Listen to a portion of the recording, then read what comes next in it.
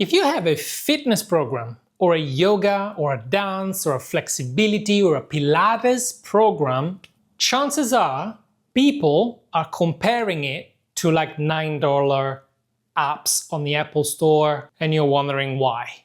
How do people compare that cheap stuff with my program? And because you feel the competition, maybe you're trying to fix this problem with adding live classes, WhatsApp access, more proximity to you, more Q&As. And by doing that, delivering your program now takes half of your life.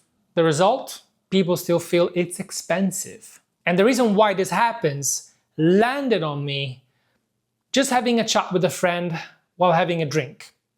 Let me tell you what happened. So the other day we decided to have a drink with a friend of ours, Alessia and I. And we go downtown and we meet with our friend and we said, where should we have a drink? So we went down the road. It's a very central road, so there's a lot of people passing by, but it's a really nice area. So we said, any of these bars will just do the trick, right? And then we passed by 2 or 3 of them until we found one that looked kind of nice. We sit down at the table and the first impression is that nobody comes and take our orders.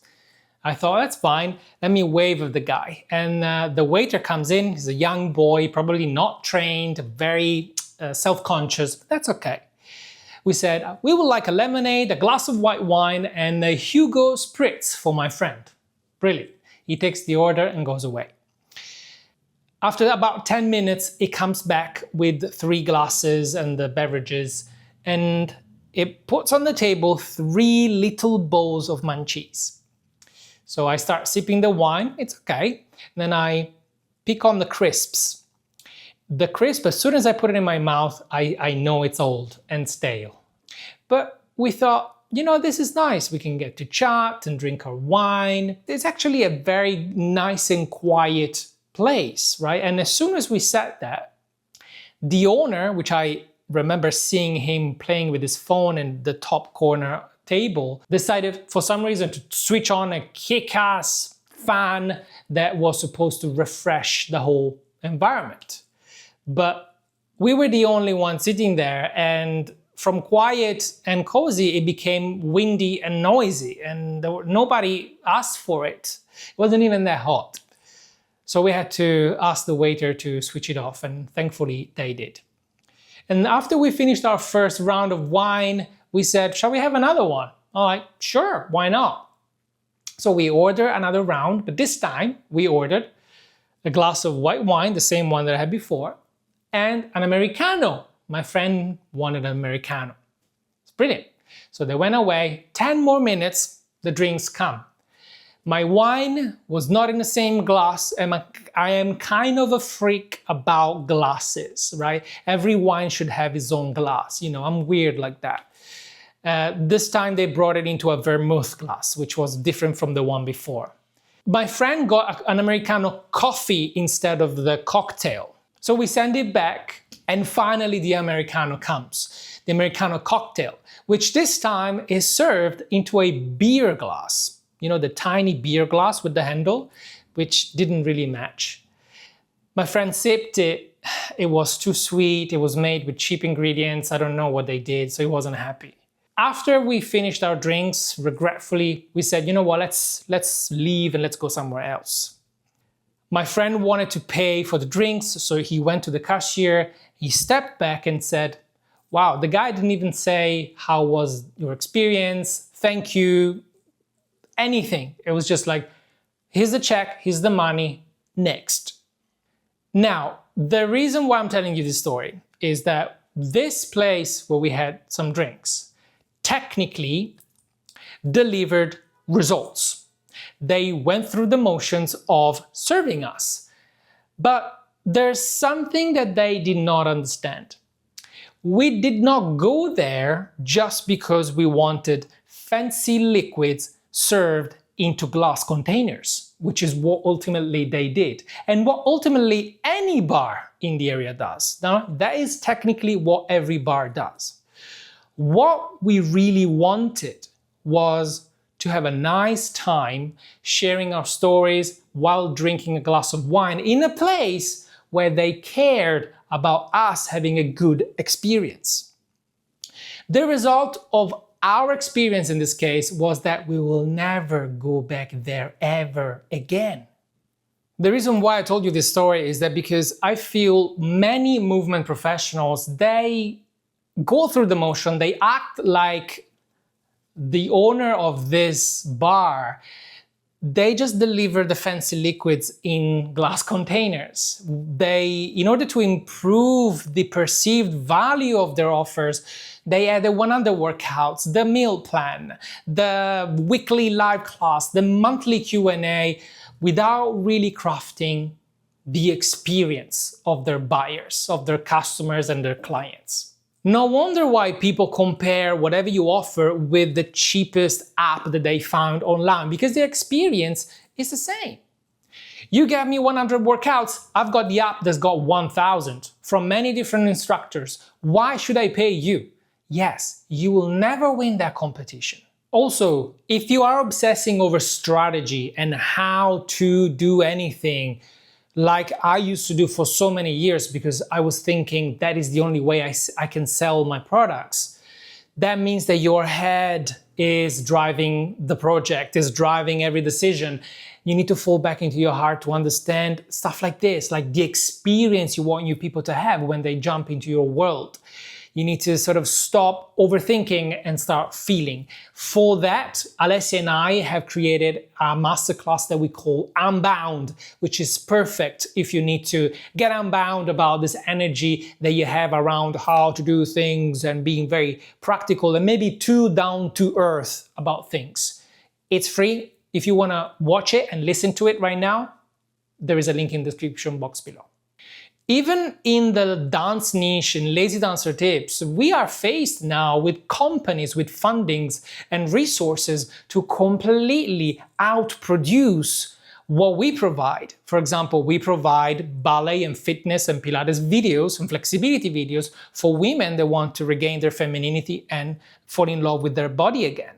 What other platforms like Dance Masterclass, for example, they have amazing videos. They've got probably more videos than we do, and they cover all of the things that we cover. But what we do that is never gonna be able to be copied by anybody is the experience that people have when they step into Alessia's world. Because this is something that Alessia taught me actually. I am a very practical guy. When I know I need a workout plan, I go for the cheaper option because I just need the workout plan. But guess what? If I need somebody that understands my needs, I know that a workout plan is not gonna cut it. And if I find the right person that has got the right story, the right method, and the right approach to things, I feel like I need to buy from that guy because there's no way I'm gonna get the same service from an app. But if you position yourself like you're just pouring fancy liquids into a glass container, try and compete with these cheap apps that have way more that you can even imagine to produce by yourself or even with the team, you're always gonna lose that battle. That's why people will still compare cheap apps to your programs if that is your positioning. Have you ever asked yourself why people should buy specifically from you? What happens when somebody finds you on social media? How do they feel? How do you make them feel? What happens when they step into your email list? What happens when they decide to buy the first program? Maybe it's a low ticket program, maybe it's a high ticket program. Whatever you're selling, what is the experience there?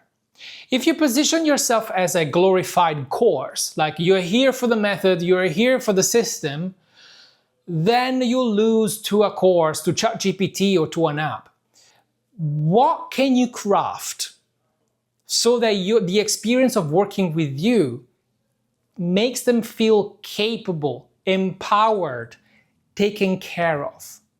This is a concept that might be a little bit difficult to grasp, especially if you're someone like me that is right down to business. This is what I'm delivering. This is the product. What do you mean with experience? But the experience that we've had running Lazy Dancer Tips has been completely eye-opening, because I am very practical and system-oriented and logical, but Alessia, she's the wildfire. And whenever she decides that she feels something she needs to share, she doesn't care about the funnel, how many videos, how many audios, the resources. Maybe she's thinking about the name first, because that resonates some kind of energy. Then she thinks about, okay, what do I want to make them feel? And that could be a bunch of videos, or it could be a live class, or it could be a series of audios. It doesn't matter what it is practically, but it is how they're going to make them feel. How do we talk about it on social media? How do we respond to customer service, for example? We have launched recently a program that has been blowing women's mind lately. The messages we receive are insane. I've never seen them before. Because we sold it in a way that I don't want you to buy a bunch of videos, we had some people asking, but how many videos are there? How long are the sessions? Because I've got ADHD, I need to know beforehand. We received many messages like that.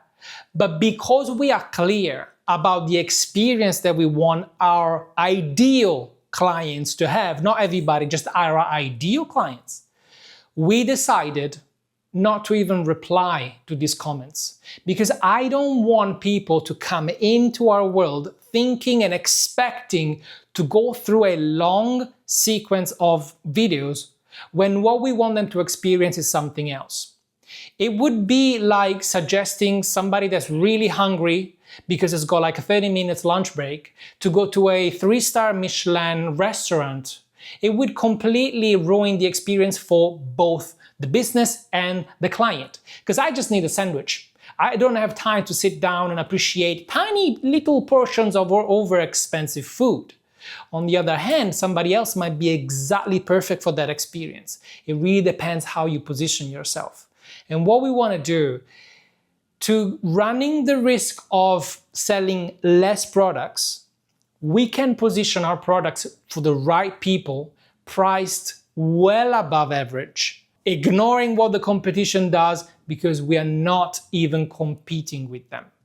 If you focus on the experience, on what your clients, your ideal clients or buyers will go through when entering your world, no matter the type of product, no matter how many videos, how many resources, that's gonna put you in a position where you can't be copied, and people will stay in your world because it means something, because they found home. Once they feel appreciated, valued, and taken care of, that's when people start staying with you for months and even years, and you can even ignore your competition. So tell me in the comments, have you ever thought about the experience that you want your clients to have? If you have, great, let me know what the experience is. I want to know in the comments. If you haven't, pause for a minute. I want you to stop for a second and think about what is the experience I want my clients to have. Not how many videos, not how many PDFs, not how many trained GPT they're gonna get access to. What is the feeling that you want them to have? Define the experience and you'll become unique in the marketplace.